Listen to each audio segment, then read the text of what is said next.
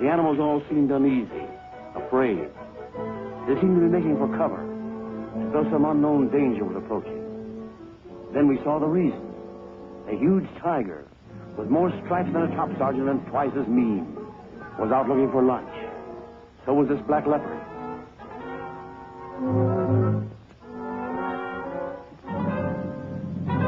We saw the tiger creep up, and suddenly pounce on the leopard from behind.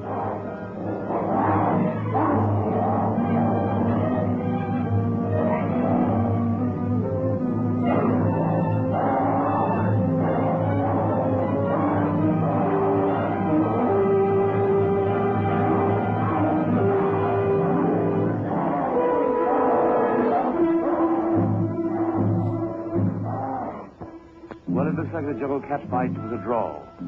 So the boys separate and go out looking for a meal that won't fight back.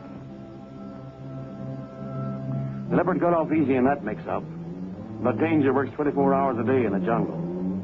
And a python like this can crush a man into the shape of a sausage in 3 minutes, unhinge his jaws and swallow him. He's got an appetite as long as his stomach. And I knew the black leopard hadn't any idea of his presence. If he had, he'd have been heading the other way.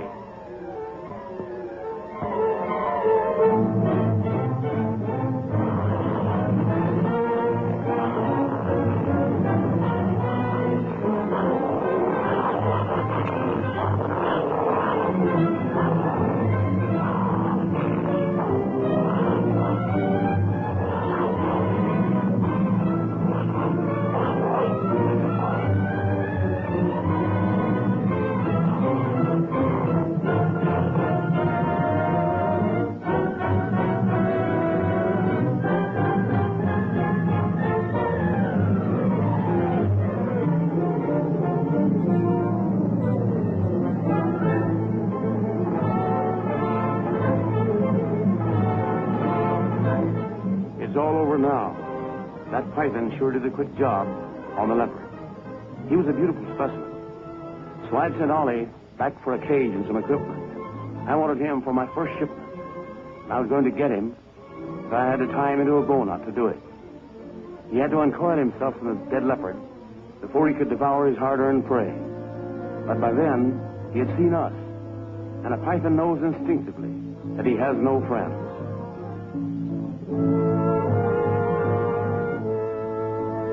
I decided to catch him cowboy style, the way I used to lasso rattlers with a string when I was a kid down in Texas.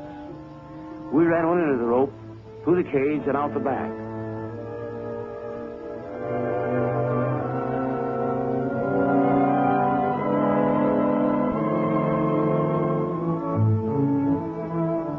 Then it was a simple matter to drop the noose over his head. It wasn't so simple, however, to pull him in. These great reptiles have the strength of several men in a tug of war.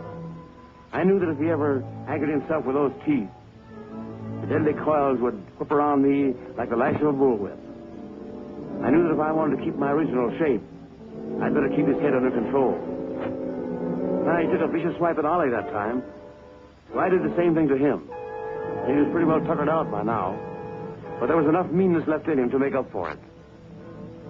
We finally put more than 25 feet of python where it would do no more harm. He's in the zoo in Chicago now, where his meal times are more regular, but not so exciting.